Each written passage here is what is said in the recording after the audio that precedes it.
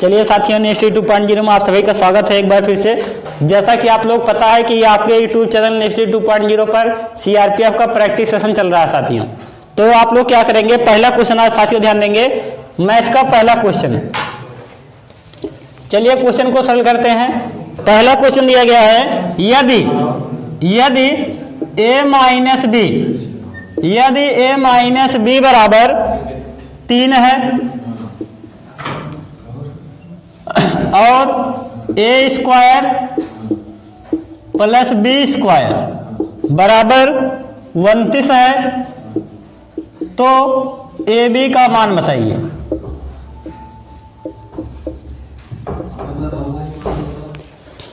चलिए साथियों ध्यान देंगे, इस टाइप के क्वेश्चन को कैसे सॉल्व करते हैं।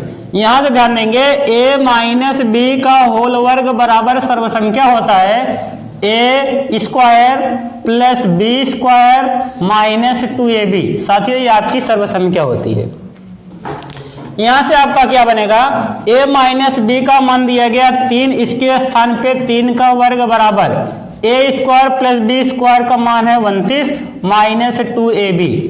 तो यहां से हम लोग क्या करेंगे, 3 का वर्ग हो जाएगा 9 बराबर 29 माइनस 2ab। ठीक है, आप क्या करेंगे, 29 को पक्षांतर कर देंगे, 9 माइनस 29 बराबर बन जाएगा माइनस का 2ab। इनको हल करेंगे तो हो जाएगा माइनस का 20 बराबर माइनस का 2ab। माइनस से माइनस कैंसिल, 20 बराबर आपका हो जाएगा 2ab।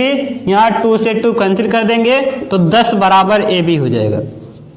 साथियों आपका ab का मान कितना हो जाएगा, 10 हो जाएगा।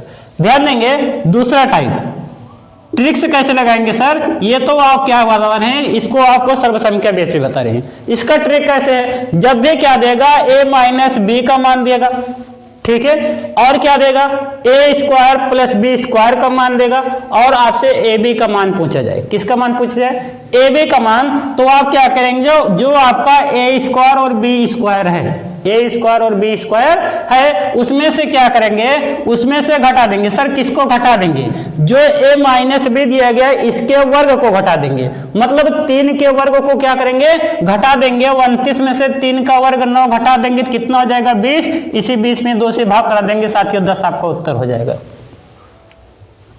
ठीक है, ठीक है, नहीं समझ पाए। जो भी आपका a स्क्वायर और b स्क्वायर का मान दिया गया है, इसमें से क्या करेंगे, a माइनस बी का जो मान दिया गया उसका वर्ग करेंगे और उसके वर्ग को घटा देंगे और 2 से क्या करा देंगे, भाग करा देंगे, तो आपका उत्तर आ जाएगा। समझ गए कि नहीं।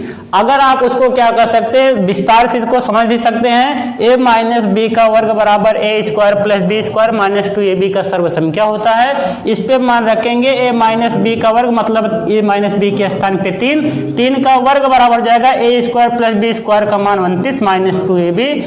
29 को भेजेंगे, पक्षांतर करेंगे, 9 माइनस 29 बराबर माइनस 2ab। 29 में से 9 घटा देंगे, माइनस का 20 बराबर माइनस 2ab। माइनस से माइनस कट गया, 20 बराबर 2ab। 20 में 2 से भाग करेंगे, ab बराबर 10 हो जाएगा। आया भैया क्या समझ में। दूसरा क्वेश्चन,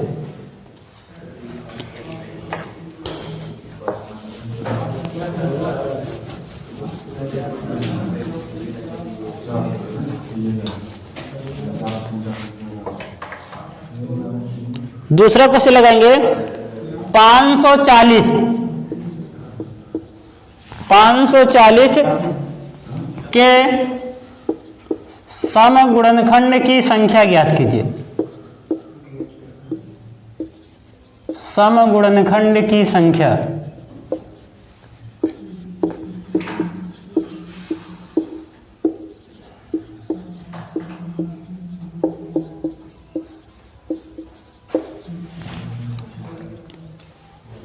क्वेश्चन सॉल्व कीजिए।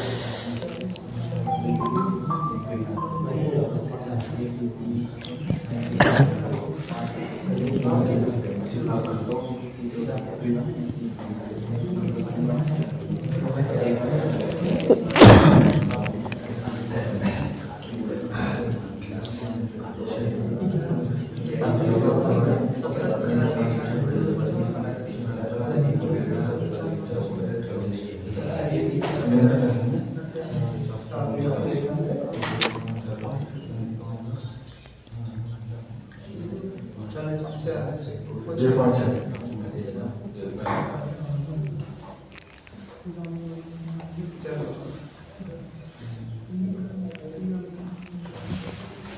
ध्यान देते हैं। आपसे कहा गया है 540 के समगुणनखंड की संख्या। किसकी संख्या? समगुणनखंड की संख्या। साथियों इनका समगुणनखंड निकालेंगे तो 540 का सबसे पहले गुणनखंड ज्ञात कर लेंगे। 540 किससे कटेगा? आप कहेंगे सर 2 से डिवाइड होगा। 2 से डिवाइड करेंगे, 2 दूना 4 हो जाएगा। इसके बाद 2 सत्ते 14, 270 हो जाएगा। 2 से फिर डिवाइड करेंगे, 2 इक्का 2 हो गया, 2 तिहाई 6 हो गया। इसके बाद आपका कितना हो जाएगा? 2 पंचे 10। साथियों इसको 3 से डिवाइड करेंगे, 3 से डिवाइड करेंगे कितना हो जाएगा? 3 चौका 12 और 3 पचे 15। 3 से फिर डिवाइड करेंगे, 3 इक्का 3। इसके बाद हो जाएगा 3 पचे 15। 3 से फिर डिवाइड करेंगे, 3 पचे 15। 5 से डिवाइड करेंगे, 5 कन्नन 5।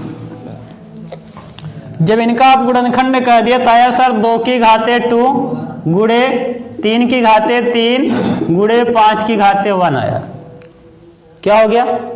यहां से ध्यान देंगे। अब इनका क्या कराएंगे? जब हम लोग क्या निकालेंगे? समगुणनखंड की संख्या ज्ञात करते हैं। किसकी संख्या ज्ञात करते हैं? समगुणनखंड की जब संख्या ज्ञात करेंगे तो जो घातें होती हैं, क्या होती हैं? घातें। जो घातें होती है, घातों में 1 जोड़ करके गुणा करा देते हैं, लेकिन लास्ट वाले में 1 नहीं जोड़ा जाता है। गुणनखंड 2 प्रकार हो सकता है, एक सामान्य गुणनखंड, दूसरा समगुणनखंड। कौन सा गुणनखंड? समगुणनखंड। जब आप समगुणनखंड निकालेंगे तो इसको कहा जाएगा P, इसको कहा जाएगा Q, इसको कहा जाएगा R। ठीक है, तो समगुणनखंड की संख्या, किसकी संख्या? समगुणनखंड की संख्या। समगुणनखंड की संख्या बराबर आपका होता है P + 1 गुणे Q + 1 गुणे R। ये होता है समगुणनखंड की संख्या। समझ गए? तो यहां से रखेंगे सर P का मान 2 है, 2 + 1 गुणे Q का मान 3 है, 3 + 1 गुणे R का मान 1 है। तो इनका गुणा करेंगे, 2 हो जाएगा, 2 1 3 गुणे 3 1 4 गुणे 1। इनका मल्टीपल कराएंगे, 3 चौका 12। समगुणनखंड की संख्या साथियों 12 हो जाएगी। कितनी हो जाएगी? फिर से समझते हैं। जब कहेगा समगुणनखंड की संख्या ज्ञात कीजिए, किस गुणनखंड की? समगुणनखंड की संख्या, तो आप 540 का गुणनखंड करेंगे तो ऐसा कुछ गुणनखंड हो जाएगा। इसके बाद इनका जब समगुणनखंड निकालेंगे, 2 की घाते 2 बार, 3 की घाते 3 बार, 5 की घाते 1 बार आएगी। अब पहले की जो घात होती है उसको P माना जाता है, दूसरे की घात को Q माना जाता है और तीसरे की घात को R माना जाता है। और आगे होगा तो और आगे इसे मान लेंगे। समझ रहे हैं कि नहीं?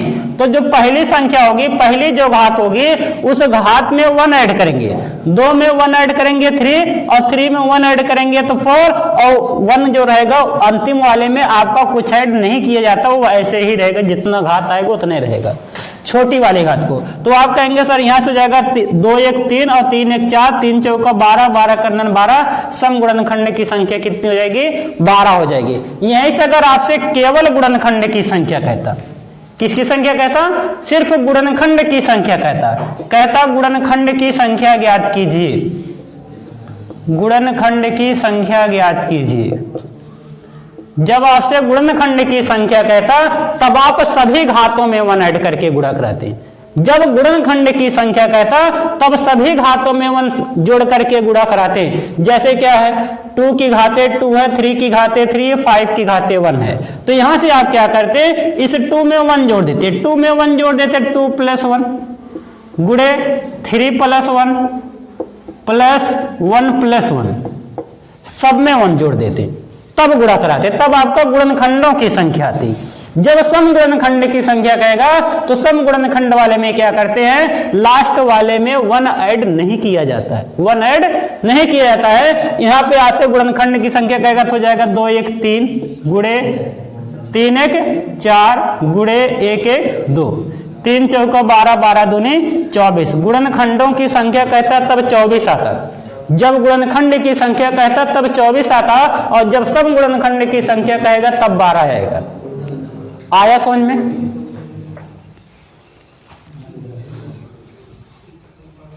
अगला क्वेश्चन ध्यान देंगे।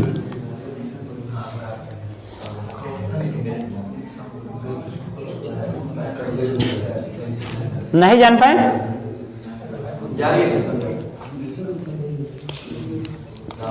अगला क्वेश्चन लिखेंगे,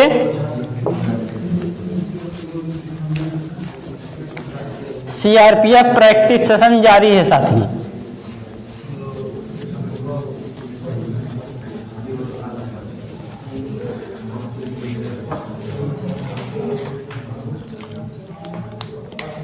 एक समबाहुभुज, एक समबाहुभुज, एक समबाहुभुज के प्रत्येक, एक समबाहुभुज के प्रत्येक बाह्य कोण का माप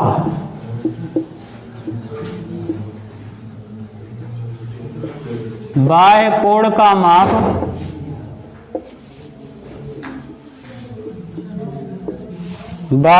का माप 18 अंश है, 18 अंश है। बहुभुज के भुजाओं की संख्या बताइए।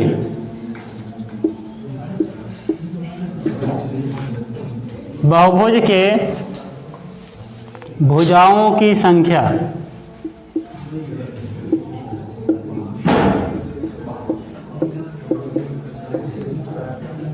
भुजाओं की संख्या बताइए।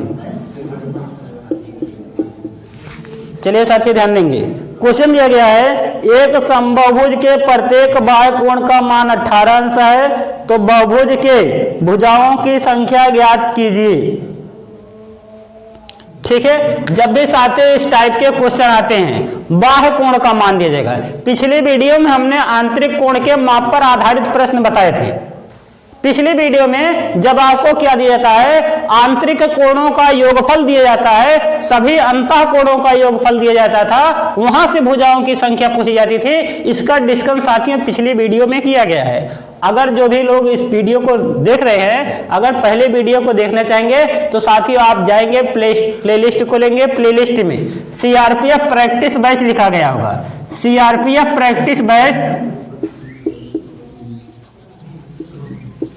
सीआरपीएफ प्रैक्टिस बैच, इसको ओपन करेंगे प्लेलिस्ट में तो वहां आपको पिछली वीडियो साथियों मिल जाएगी। आप पिछले वीडियो को देख लेंगे तो यहां से क्या है, हम लोग ध्यान देंगे। आपका क्वेश्चन दिया गया है एक समबाहुभुज के प्रत्येक बाह्य कोण का मान 18 अंश है। प्रत्येक बहुभुज के बाह्य कोण का मान कितना दिया गया है, 18 अंश है। भुजाओं की संख्या बताइए। साथियों इस टाइप के जब भी क्वेश्चन आएंगे आप कुछ नहीं करेंगे, 360 अंश में बाह्य कोण से भाग करा देंगे। बहुभुज की संख्या बराबर आपको जाएगा, n बराबर हो जाएगा 360 अंश बटे बाह्य कोण। बाह्य कोण का मान 18 अंश कितना है, 18 अंश 18 से डिवाइड कर देंगे तो 18 दूनी 36, आपका n बराबर कितना हो जाएगा साथियों, 20 हो जाएगा। मतलब बहुभुज के भुजाओं की संख्या 20 होगी साथियों। आया समझ में? एक समबाहुभुज के प्रत्येक बाह्य कोण का मान 18 अंश है, बहुभुज के भुजाओं की संख्या बताइए। तो यहां से आप कहेंगे बहुभुज की भुजाओं की संख्या n बराबर हो जाएगा 360 बटे बाह्य कोण। 360 में 18 से भाग करेंगे, 18 दूनी 36, 20। कहने का मतलब साथियों आपका भुजाओं की संख्या 20 हो जाएगी। उम्मीद करते ये क्वेश्चन आपके समझ में आया होगा। समझ गए?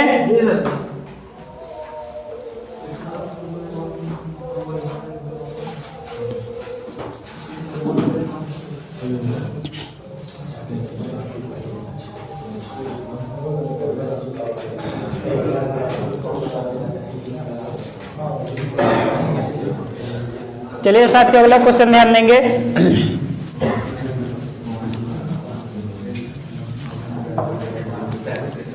साइन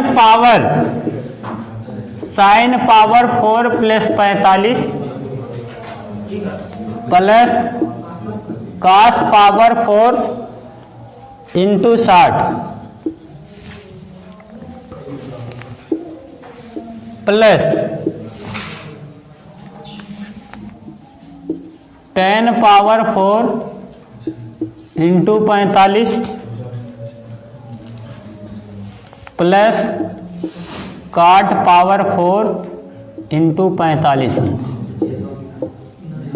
का मान बताइए।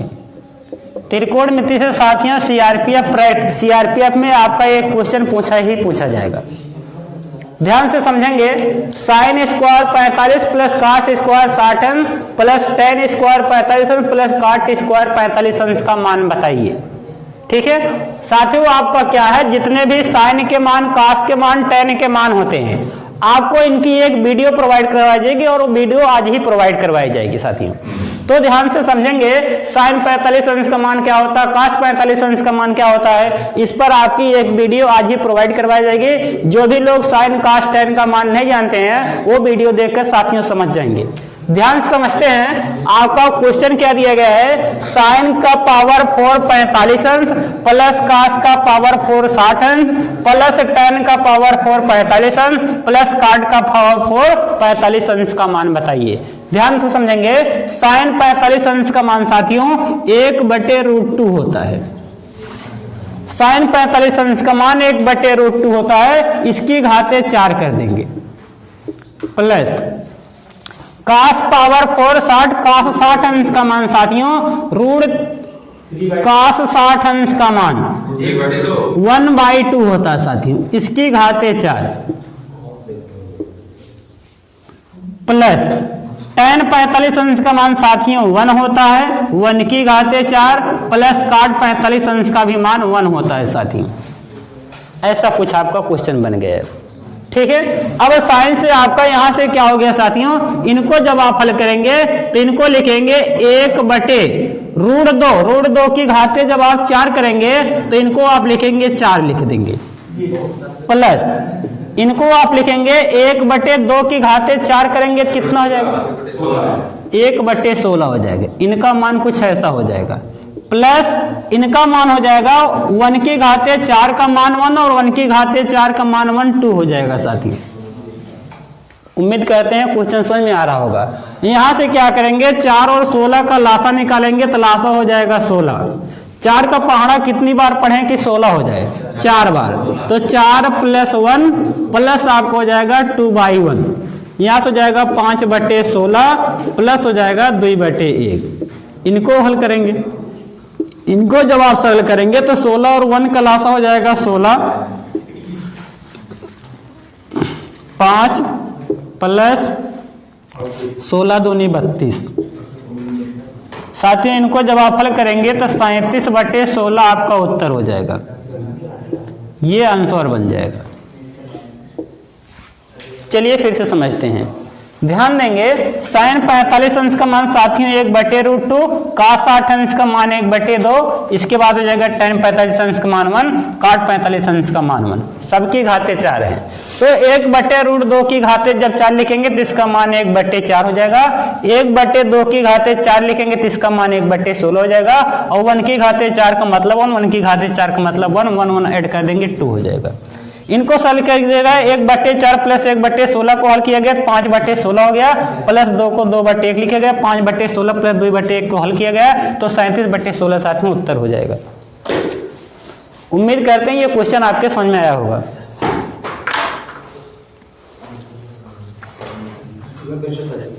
फिर से बताएं।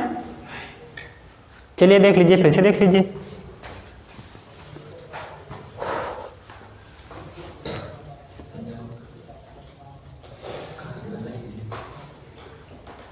देखिए साइन पावर 4 इंटू 45 प्लस काट power 4 into 60 plus 10 power 4 into 45 plus काट पावर 4 इंटू 45 का मान ज्ञात करना है। साइन 45 का मान साथियों 1/√2 होता है। अब इसकी घाते 4 लिख देंगे प्लस कास पावर 60 है, कास 60 अंश का मान 1/2 होता है, इसकी घाते 4 लिख देंगे प्लस टेन 45 का मान 1 होता तो 1 की घाते 4, काट 45 का मान 1 होता तो 1 की घाते 4 हो जाएगा। ठीक है, यहां से क्या हो जाएगा 1/√2, 1/√2 को हल करेंगे, इसकी घातें जब 4 इसको हल करेंगे तो 1/4 आ जाएगा। सर नहीं समझ में आया कैसे 1/4 हो गया, ध्यान से समझते हैं। कुछ लोग कह रहे हैं सर नहीं समझ में आया कैसे 1/√2 की घातें 4 को आप 1/4 लिख दिए। ध्यान से समझेंगे, 1/√2 गुणे 1/√2 गुणे 1/√2 गुणे 1/√2, मतलब 1/√2 का गुणा साथियों 4 बार किया जाएगा। किसी संख्या के ऊपर जितनी घात होती है उस संख्या का उसी संख्या से उतनी बार गुणा कराया जाता है।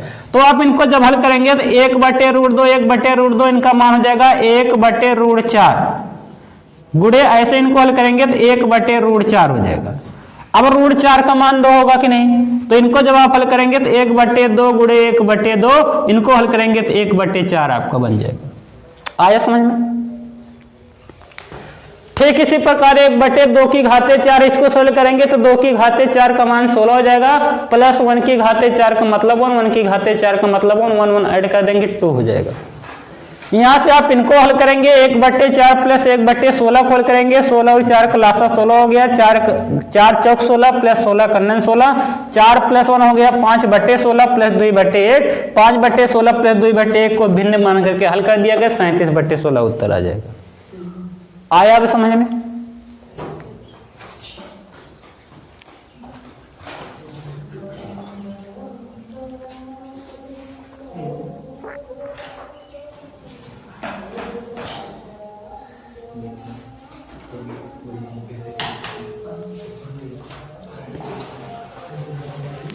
चलिए अगला क्वेश्चन साथियों दिया गया है,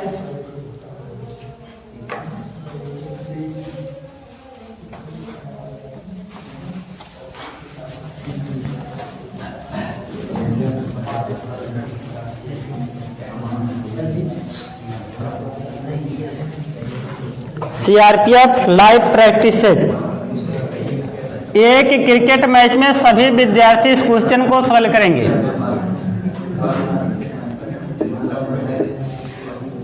क्वेश्चन को सरल कीजिए सभी लोग।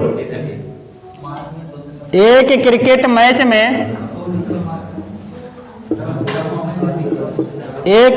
मैच में सचिन, राहुल और सौरभ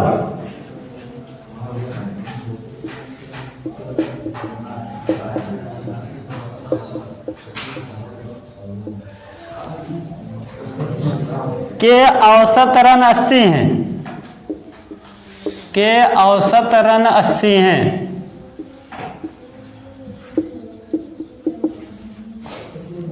सचिन और राहुल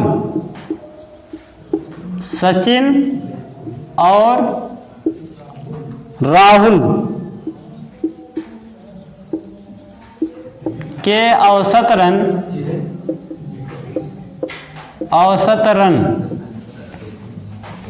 75.5 हैं, जबकि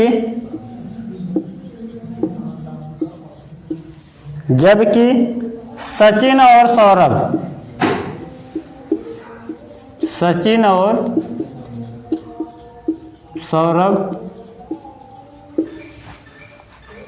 के औसत रन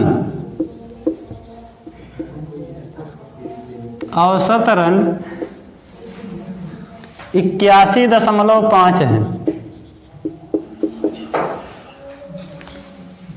तो सचिन के कितने रन हैं?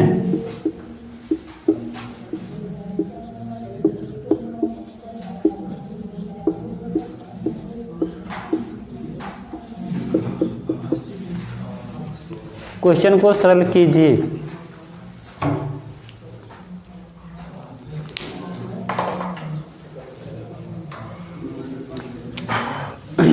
चलिए ध्यान देंगे, सचिन प्लस राहुल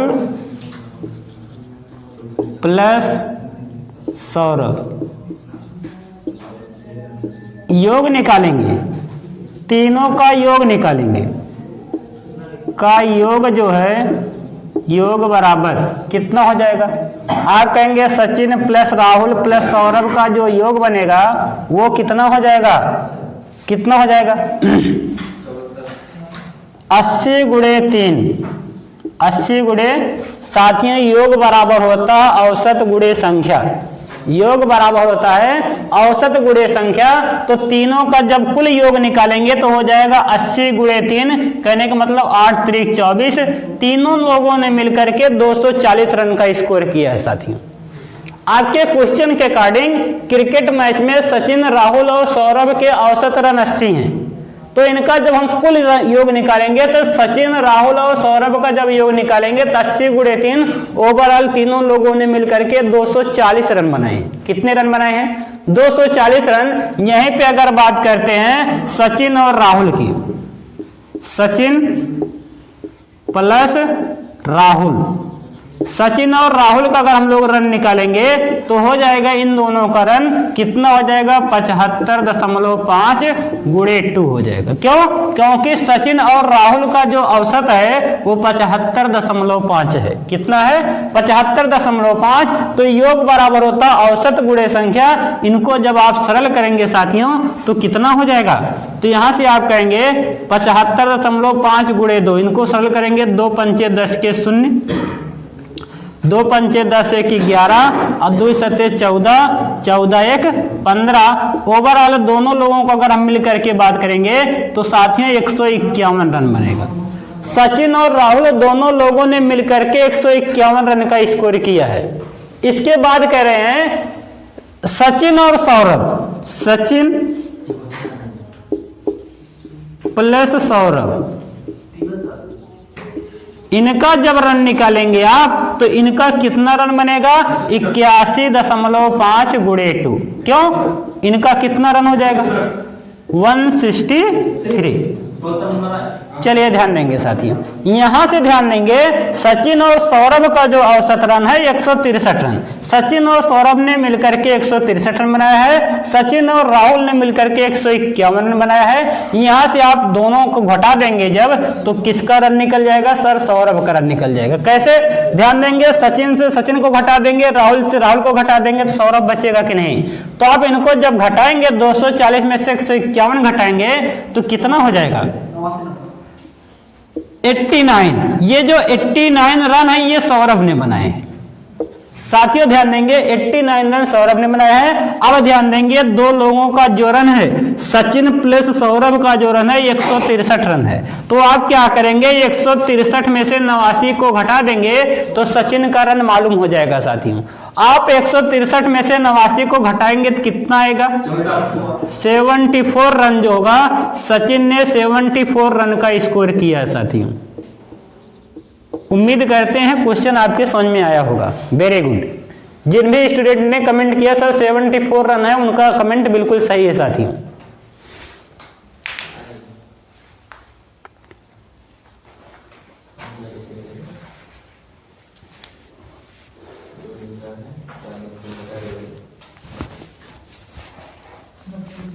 क्वेश्चन आया समझ में? कोई दिक्कत नहीं है?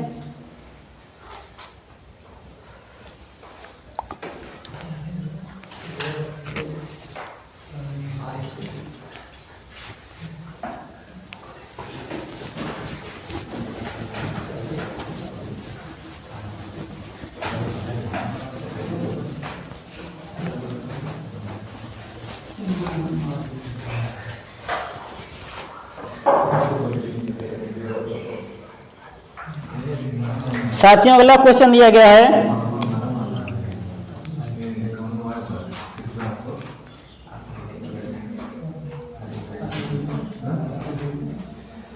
चलिए अगले क्वेश्चन को सरल करते हैं। यदि सभी विद्यार्थी ध्यान से समझेंगे ऐसे क्वेश्चन आपके पुटअप किए जाएंगे। यदि समीकरणों के निकाय, यदि समीकरणों के निकाय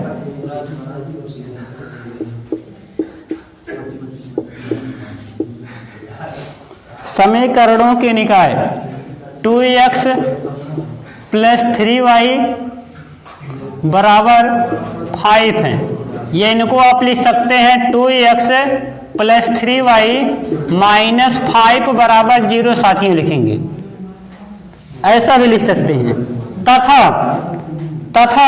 4x प्लस ky माइनस 10 बराबर 0। एक समीकरण है 2x प्लस 3y माइनस 5 बराबर 0। दूसरा समीकरण दिया गया है 4x प्लस ky माइनस 10 बराबर 0 के अनंत हल हैं, के अनंत हल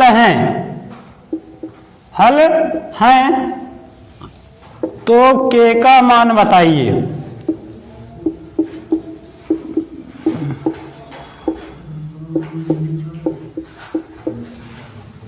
आपके पास ऑप्शन है 6, ऑप्शन आपके पास है 4, ऑप्शन आपके पास है 3, ऑप्शन आपके पास है 2।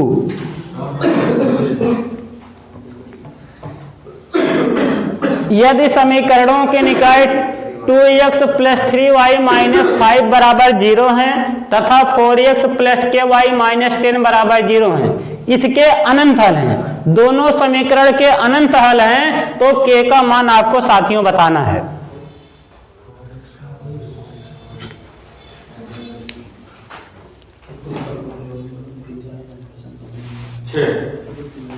चलिए साथियों ध्यान देते हैं किस प्रकार से इस क्वेश्चन को सरल करते हैं। जो भी आपके समीकरण 1 दिए गए हैं, ये पहला समीकरण है, ये दूसरा समीकरण है, यहां से क्या करेंगे, x के गुणांकों को a कहा जाएगा।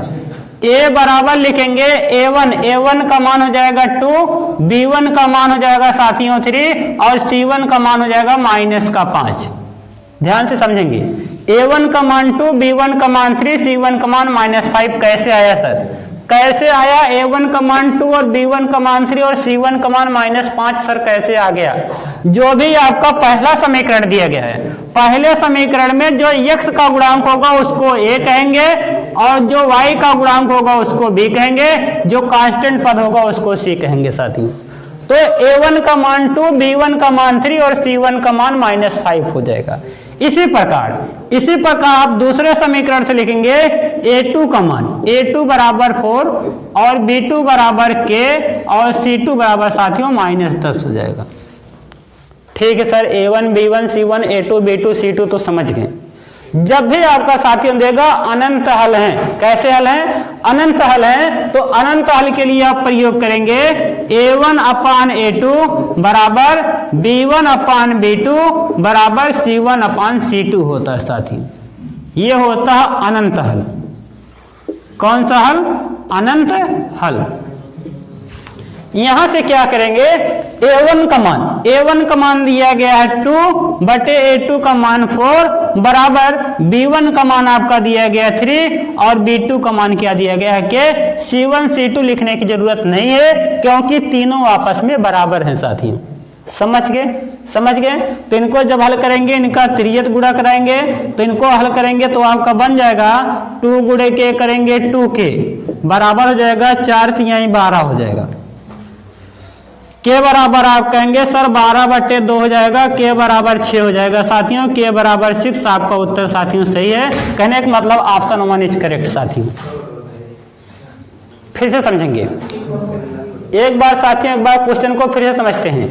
दिया गया यदि समीकरणों के निकाय 2x प्लस 3y माइनस 5 बराबर 0 है, दूसरा समीकरण है 4x प्लस ky माइनस 10 बराबर 0 के अनंत हल हैं, तो k का मान ज्ञात कीजिए। जब अनंत हल होगा तो यहाँ से पहले समीकरण से a1 b1 और c1 का मान, x के गुणांक को a कहा जाएगा, y के गुणांक को b कहा जाएगा और कांस्टेंट पद जो होगा साथियों उसको c कहा जाएगा।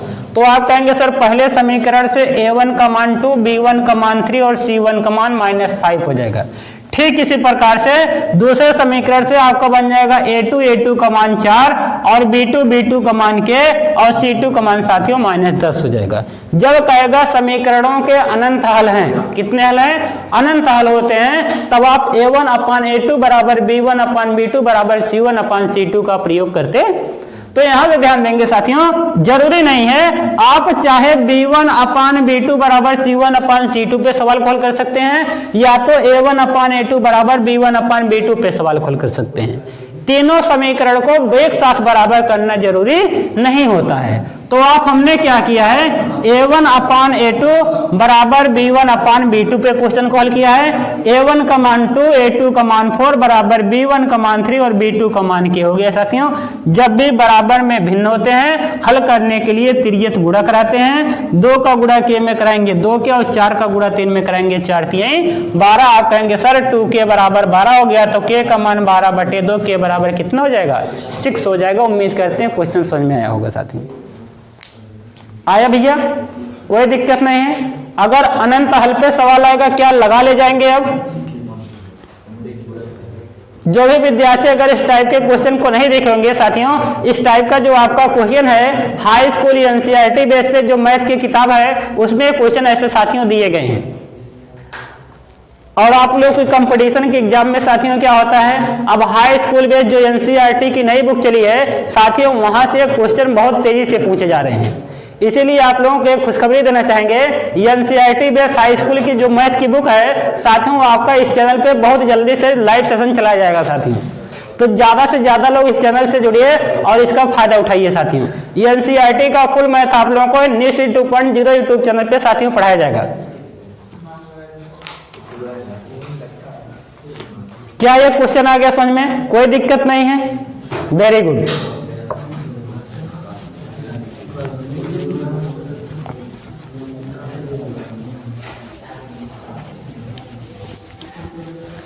कंपटीशन एग्जाम में साथियों लगातार परिवर्तन देखने को मिल रहे हैं।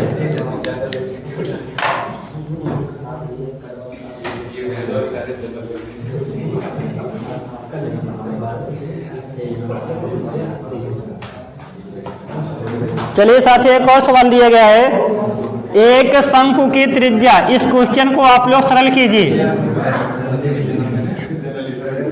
एक शंकु की त्रिज्या और तिर्यक ऊंचाई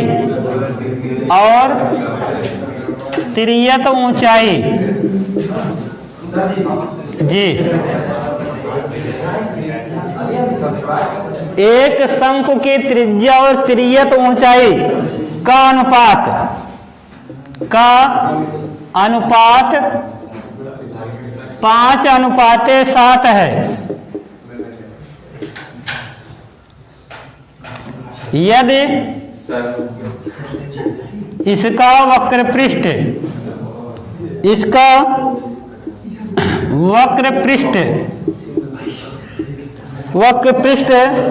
990 वर्ग सेंटीमीटर है,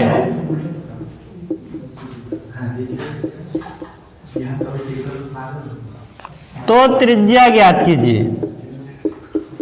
शंकु की त्रिज्या ज्ञात कीजिए।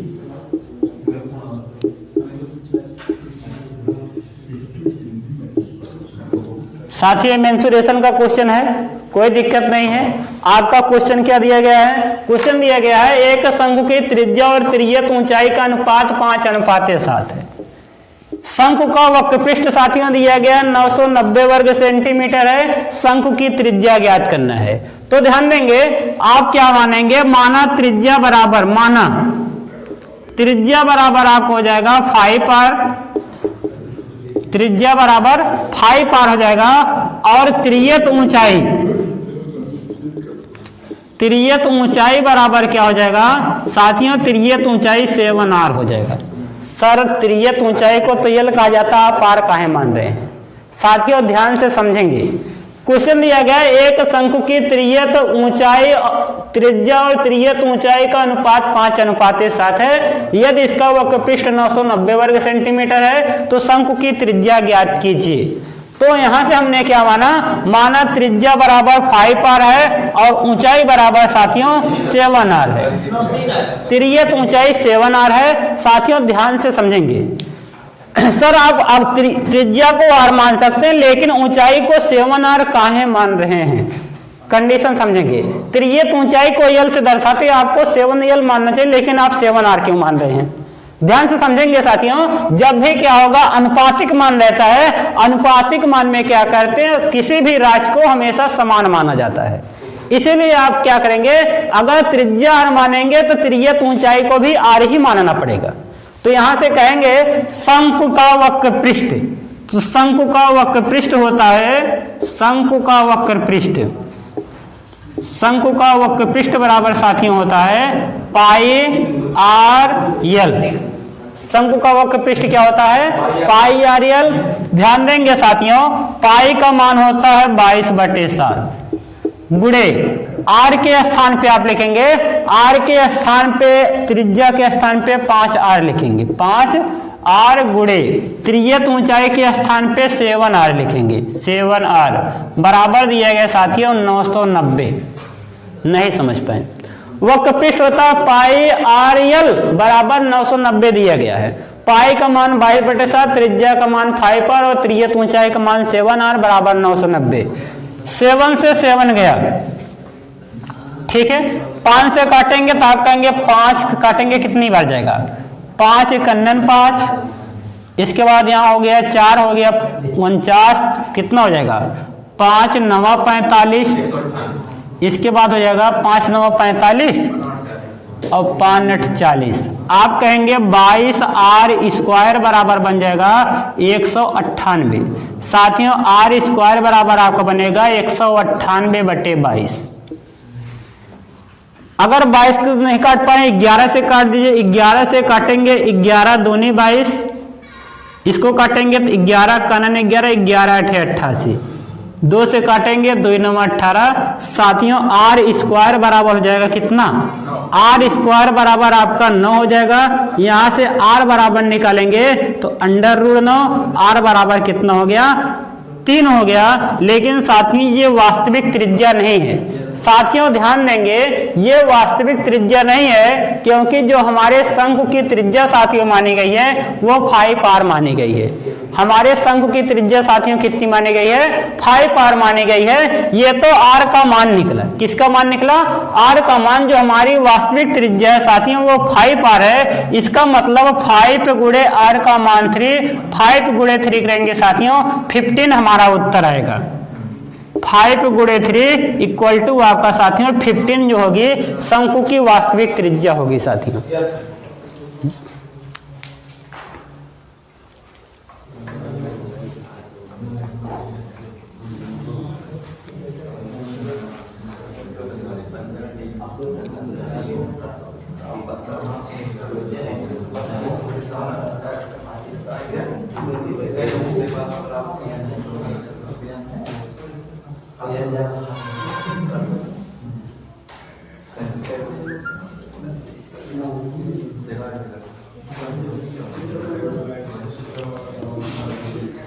एक और क्वेश्चन देखते हैं साथियों।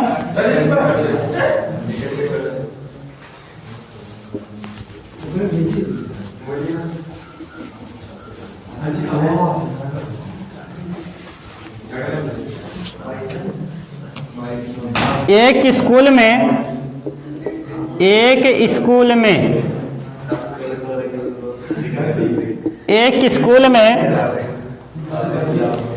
76% छात्र लड़के हैं।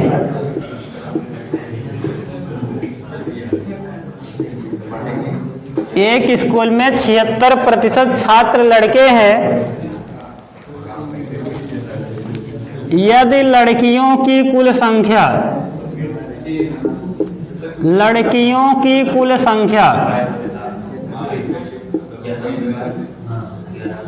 कुल संख्या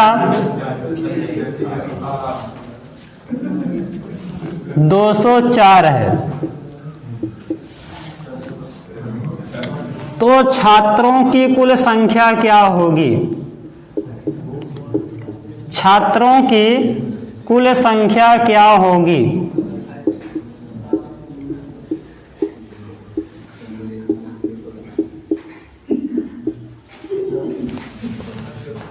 चलिए साथियों क्वेश्चन को लगाइए आप लोग।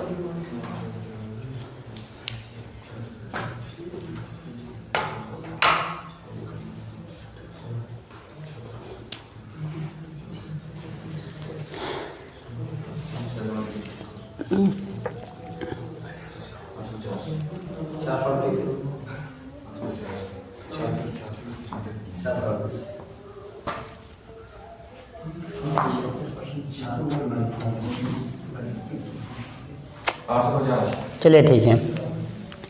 एक स्कूल में 76% छात्र लड़के हैं। साथियों ध्यान देंगे, कुल जो छात्र होंगे वो 100% होंगे। साथियों कुल छात्र कितने होंगे? 100% होंगे। इस 100% में से साथियों 76% लड़के हैं। 76% लड़के हैं। आप कह रहे हैं सर 76% लड़के हैं, 100 में से अगर 76 लड़के हैं तो कितनी लड़कियां होंगी? कितने होंगे? 24% जो होंगी साथियों, 24% लड़कियां होंगी। ध्यान से समझेंगे। अगर 24% लड़कियां हैं, लड़कियों की कुल संख्या 204 है। कितना है? Very good. आप कहेंगे सर 24% का जो मान है वो 204 है। 1% का मान निकालेंगे तो कितना हो जाएगा? 204/24। तो इनको जब सरल करेंगे तो कितने से कटेगा? 4 से काटेंगे। 4 छक 24, 4 से काटेंगे तो हो जाएगा 4 पंचे 20 और 4 1 4। नहीं जान पाए? 3 से काटेंगे 3 दूना 6, 3 से काटेंगे 17 3 51। साथियों 1% की जो वैल्यू बनेगी वो 17/2 बनेगी। Very good. हमारा जो कुल छात्र पूछा गया है, कुल छात्र होंगे साथियों 100%, तो 100% का मान 100 × 17/2। इनको हल करेंगे तो 50 दूनी 100, हल कर देंगे तो 17 पचे 85 साथियों 850 छात्र टोटल आएंगे। उम्मीद करते हैं क्वेश्चन आपके समझ में आया होगा। बहुत ही सरल क्वेश्चन था।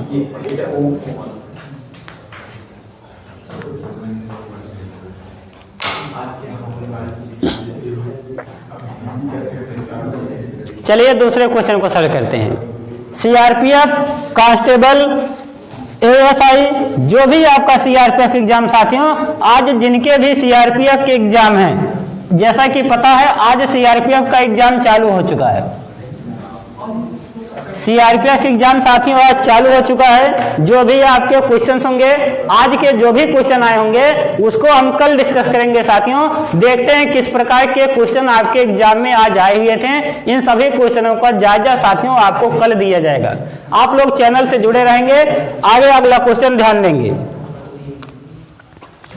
अगला क्वेश्चन है 3 sin 58 अंश बटे cos 32 अंश प्लस 3 sin 42 अंश बटे cos 48 अंश का मान क्या होगा? चलिए साथियों ध्यान देंगे, इनका मान पूछा गया है। Very good. इनका आंसर 6 आ चुका है। Very good. ध्यान समझेंगे साथियों, जब भी ध्यान देंगे समझिए सभी लोग। दिया गया 3 sin 58 अंश बटे cos 32 अंश प्लस 3 sin 42 अंश बटे cos 48 अंश। ध्यान से समझते हैं। जब क्या होगा, दो मान आपके त्रिकोणमिति के दो मान बटे में दिए गए हों। किस में दिए गए हों? बटे में। तो यहां से ध्यान देंगे, त्रिकोणमिति अनुपात sine theta, cos theta, tan theta, cot theta, sec theta और कासेक थीटा। साथियों ये 6 त्रिकोणमिति अनुपात होते हैं। इनका दो का पेयर समझ लीजिए, साइन और कास का, टैन और काट का, सेक और कासेक का। अगर कहीं भी ये एक दूसरे के बटे में साथियों दिए जाते हैं, एक दूसरे के बटे में दिए जाते हैं और दोनों का जो योग होता है साथियों, और दोनों का जो योग होना चाहिए वो 90 अंश हो जाए। बात को फिर से समझिए। अगर साइन और कास बटे में दिए गए हैं, टैन और काट बटे में दिए गए हैं, सेक और कासेक बटे में दिए गए हैं, और इनका जो भी मान होना चाहिए, जो भी बटे में राशियां दी गई हैं साथियों, इन राशियों का योग 90 अंश अगर हो, राशियों का योग कितना हो? 90 अंश। तो साथियों ये जो होते हैं एक दूसरे से कट जाते हैं। एक दूसरे से क्या होते हैं?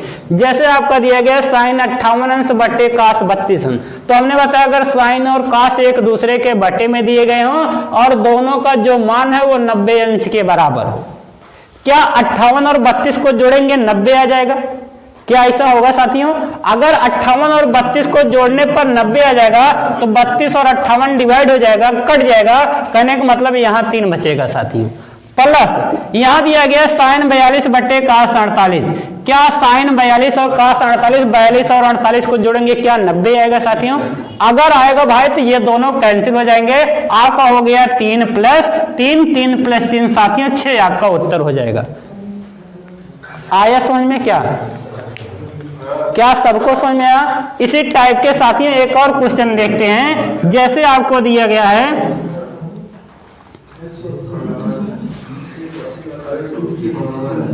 दिया गया है 4 tan 50 अंश बटे काट 40 अंश प्लस 3 कासेक 75 अंश बटे सेक 15 अंश का मान। साथियों ध्यान देंगे, जब भी क्या होगा ध्यान से समझेंगे। इसी टाइप का सेम टू सेम इसी टाइप का दूसरा क्वेश्चन साथियों, जब भी इस टाइप के क्वेश्चन आते हैं साइन और कास बटे में हो, tan और काट बटे में हो, सेक और कासेक बटे में हो, क्या tan 50 और tan और काट बटे में है सर, सेक और कासेक सर बटे में है। ध्यान से समझिए, सेक और कासेक बटे में है, वेरी गुड। अगर भाई क्या होगा दोनों का योग 90 होगा, क्या 50 और 40 का योग 90 होता है, तो आप कहेंगे सर इनको काट देंगे। कासेक 75 से 15 दिए गए, इनको काट देंगे तो क्या बचेगा 4 प्लस 3 साथियों का उत्तर कितना हो जाएगा 7। इस टाइप के क्वेश्चन को देखते ही साथियों आप चुटकियों में हल करेंगे। ठीक है साथियों, आज की वीडियो बस इतने ही। वीडियो से देखने के लिए आप लोगों का धन्यवाद। चैनल से आप लोग जुड़े रहिए, चैनल पे आपको ढेर सारे कंटेंट मेरे साथियों प्रदान किए जाएंगे। जय हिंद साथियों।